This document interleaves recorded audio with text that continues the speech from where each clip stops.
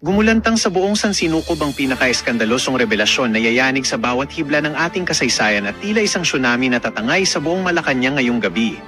Sa isang hindi inaasahang kaganapan na tila kidlat na tumama sa gitna ng katahimikan, kumakalat na ang balitang si Pangulong Bongbong Marcos ay di umano'y arestado na matapos ang isang selyadong operasyon ng mga otoridad na pilit na ibinaon sa dilim ng gabi. Ayon sa ating mga espiyang nakatago sa bawat madilim na kanto, huling-huli sa kamera ang panginginig ng mga security detail habang ang mga itim na sasakyan ay nagkakaripas ng takbo upang isakatuparan ng isang utos na magpapabagsak sa trono ng kasalukuyang administrasyon sa harap ng nagbabagang krisis. Hindi makapaniwala ang buong mundo sa nakakangilong eksenang ito kung saan ang mga nagbabagang ebidensya ay isa-isa ng isiniwalat ng mga otoridad na tila mga bombang sasabog sa mukha ng bawat Pilipino. Ayon sa mga saksing nasa loob mismo ng mga selyadong opisina, tila tumigil ang pag-ikot ng mundo nang lumantad ang mga dokumentong selyado ng ginto at bakal na nagpapatunay sa mga lihim na transaksyong nagpabagsak sa tiwala ng sambayanan sa loob ng maraming dekada. Ang bawat pasilyo ng kapangyarihan ay nababalot ngayon ng matinding kaba habang ang mga pader ay tila naglalaway sa takot dahil salamat na hindi na kailanman mabubura ng anumang yaman habang ang katotohanan ay unti-unti nang kumakawala sa tanikala ng kasinungalingan. Ito na nga ba ang huling kabanata ng isang matikas na paghahari o ito ay simula lamang ng isang madugong labanan sa kapangyarihan kung saan wala ng sino mang itatangi sa lupit ng tadhana at ng batas na walang kinikilalang posisyon?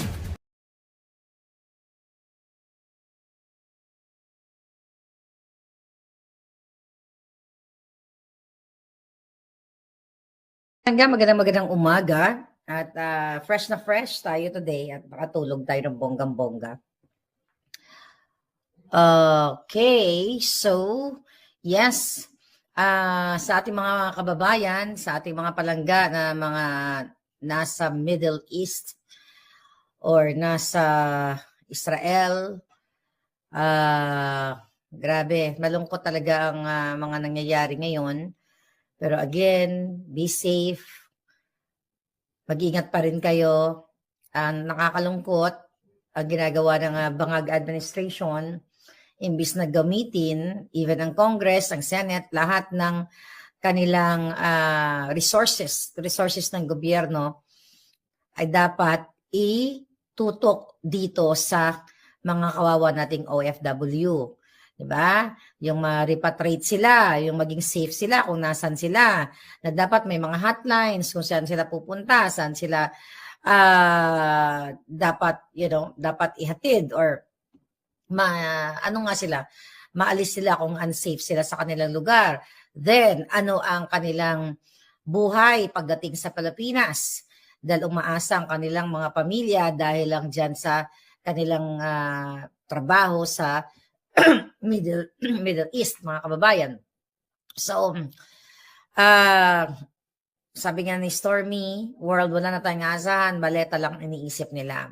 Well, totoo yan, mga kababayan. Nakita nyo naman, sa kabila ng sitwasyon ng libo-libo, may millions of Filipinos na apektado dito sa gyerang ito, sa kaguluhang ito, ay dapat yan ang tutukan nila. Pero si Sara Duterte, ang kanilang pinupunteriya.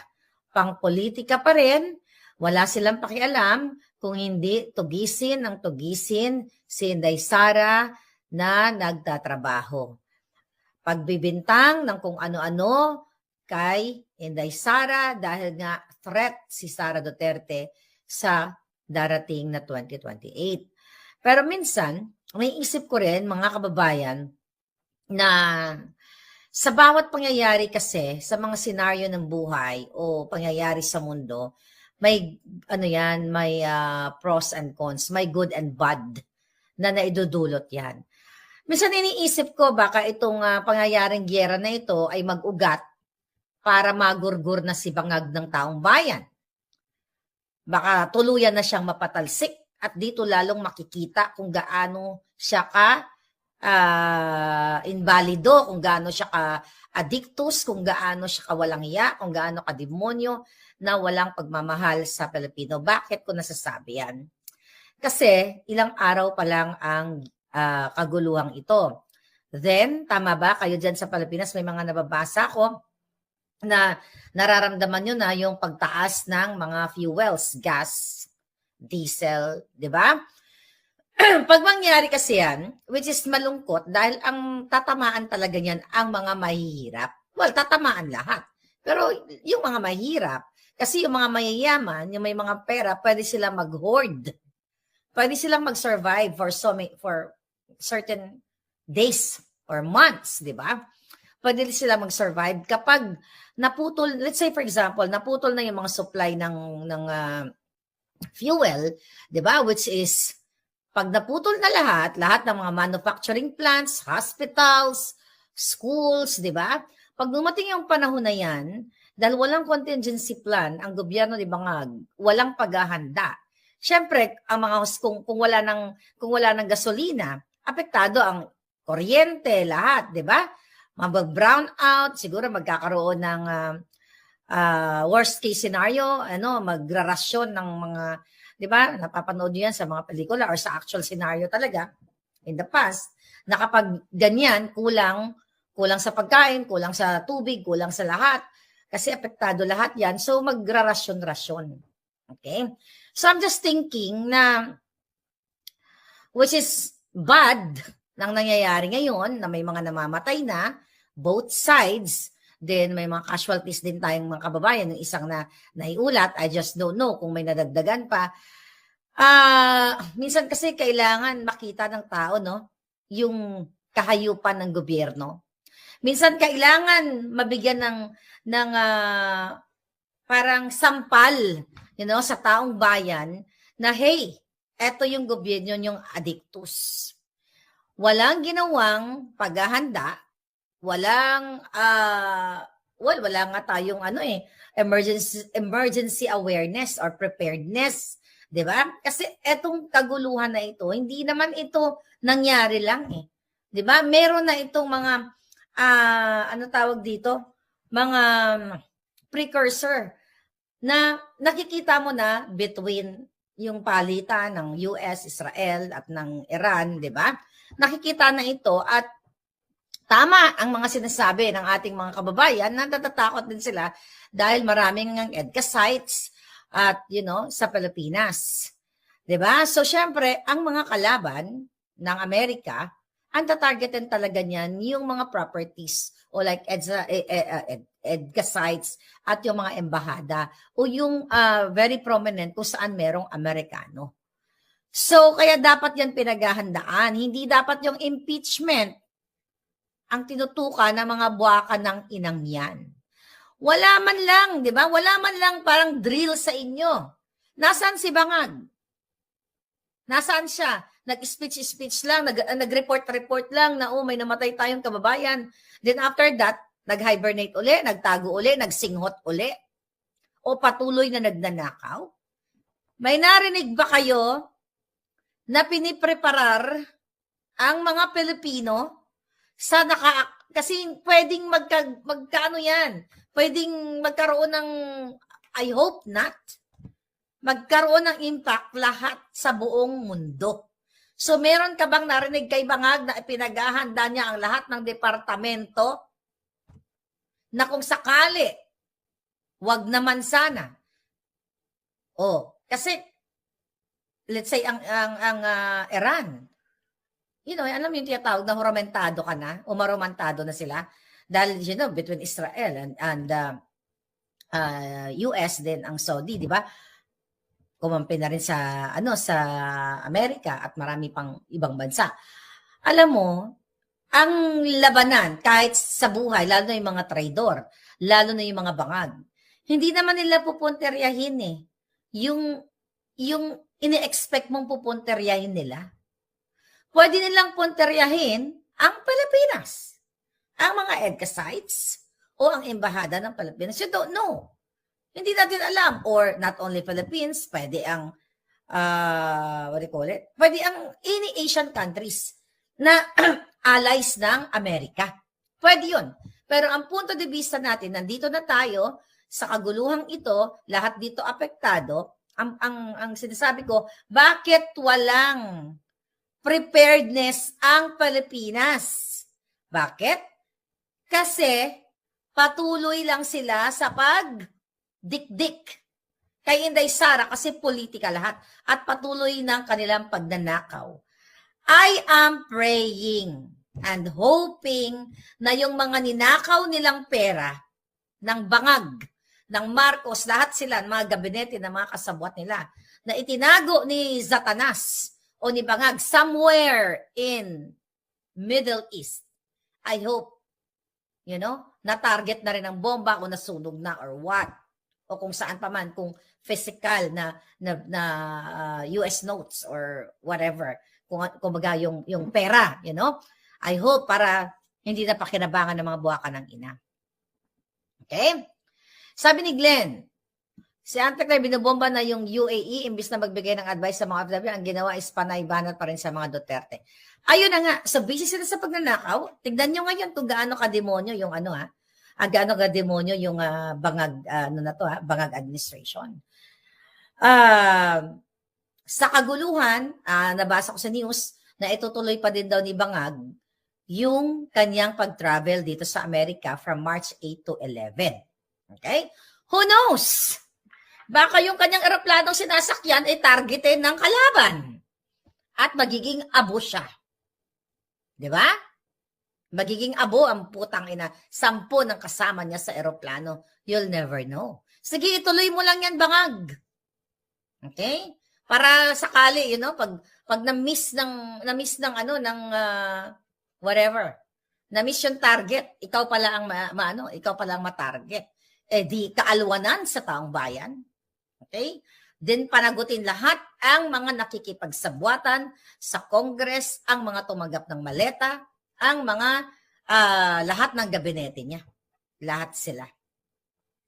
Yes, sabi ni Katobi, 3 a.m. orasyon. Mukhang ang orasyon natin ay talagang nag-aayon.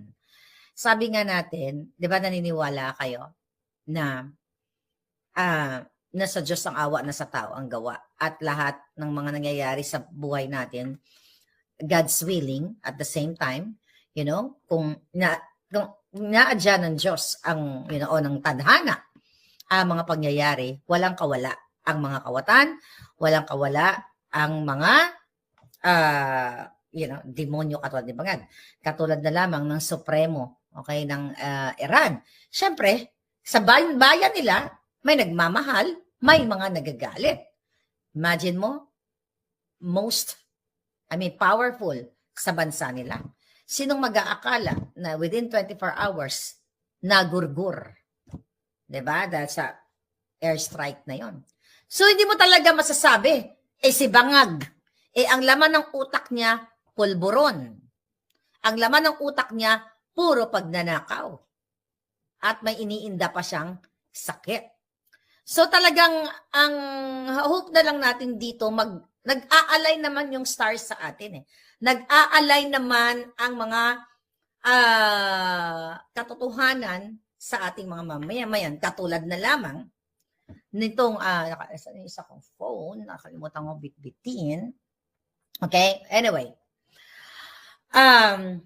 Katulad na lamang dito sa pag-amin ni Bonjing Remulla na nakipag-usap siya sa ICC.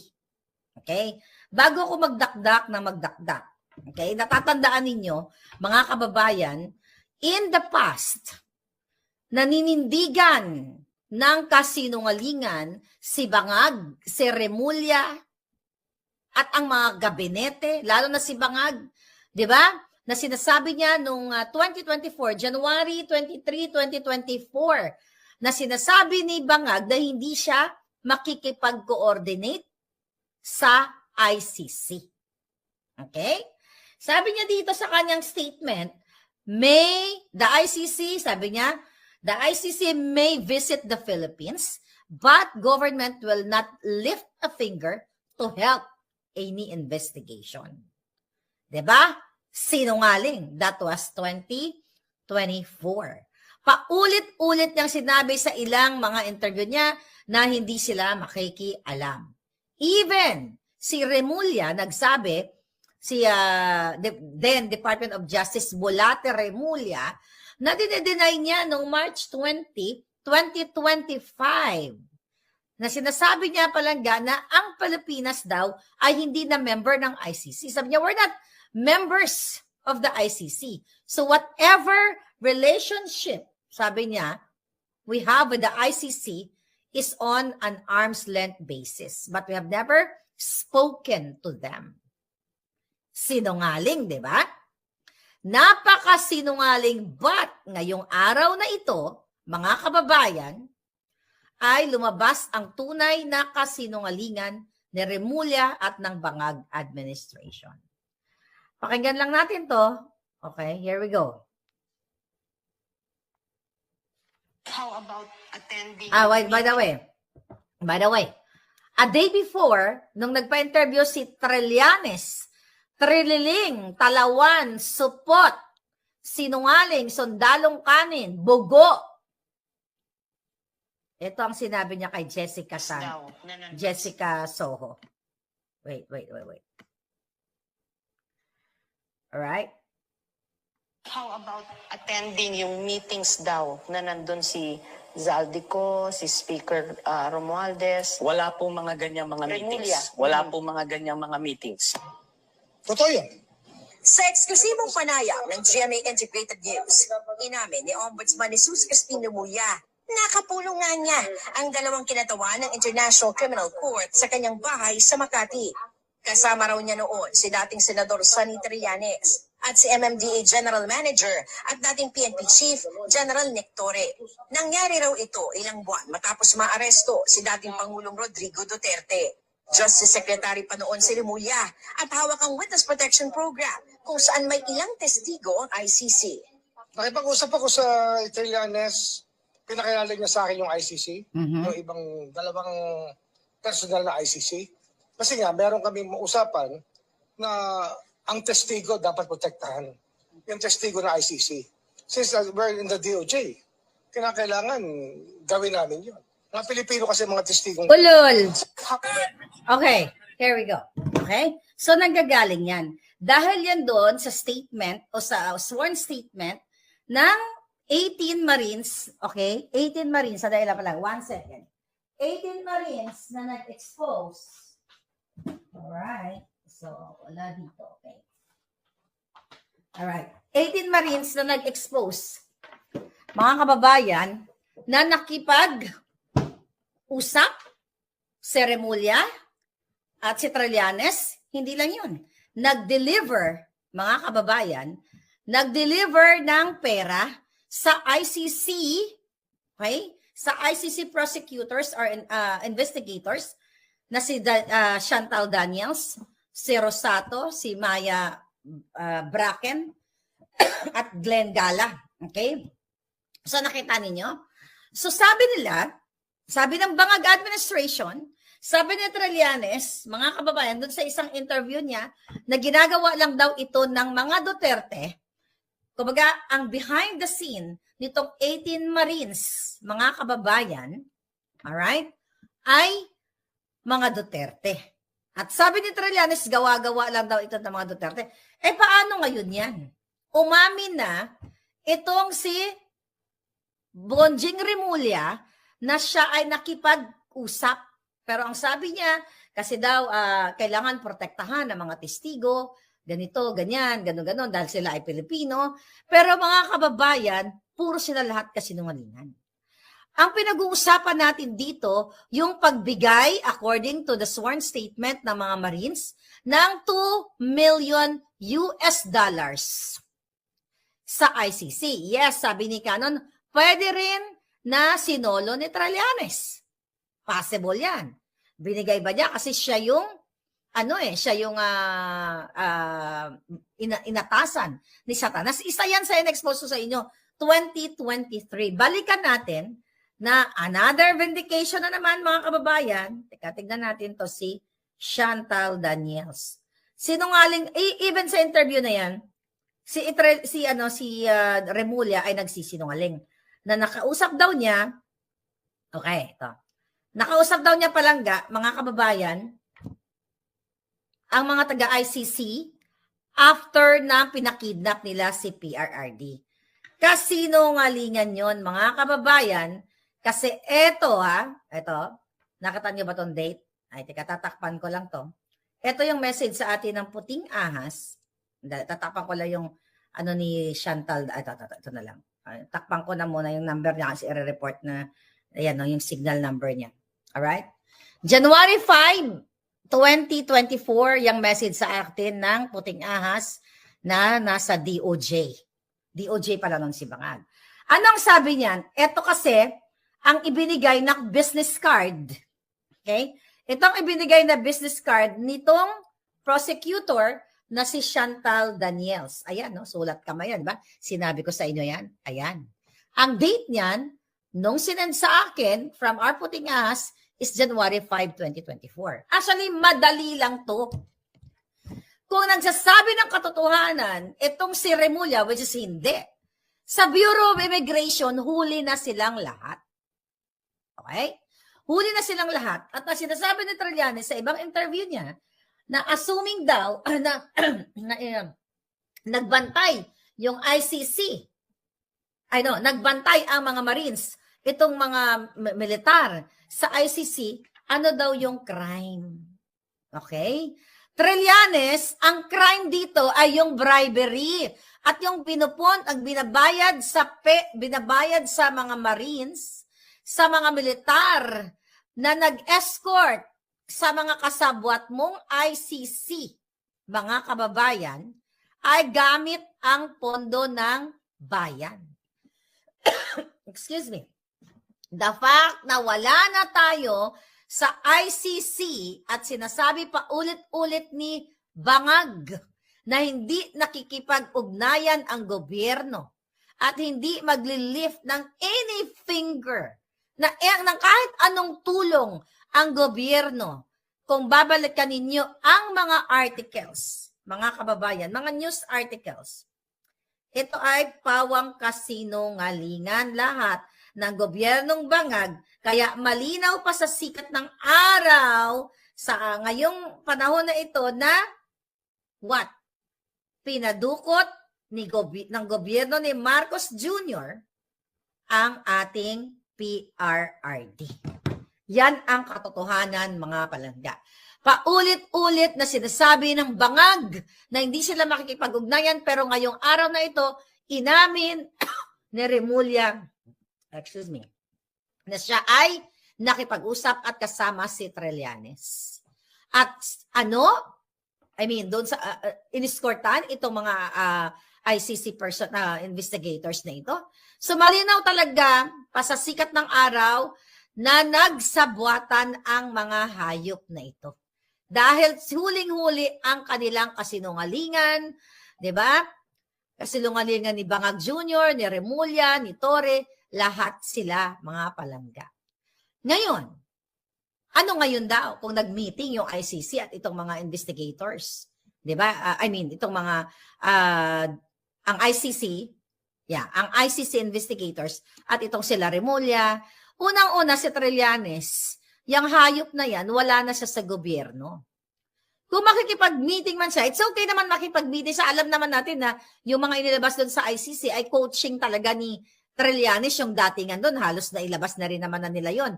Yung mga statement doon, yung mga itsura ng mga witness na lalo na yung mukhang kabayong witness. Diba?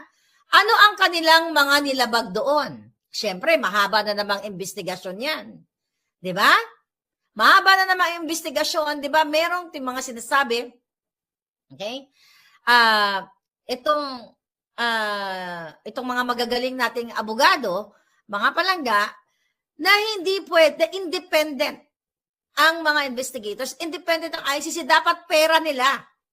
Lahat ng expenses nila, dahil pinupondohan naman sila ng state parties, dapat pondo nila. Kung ito'y mapapatunayan, which is very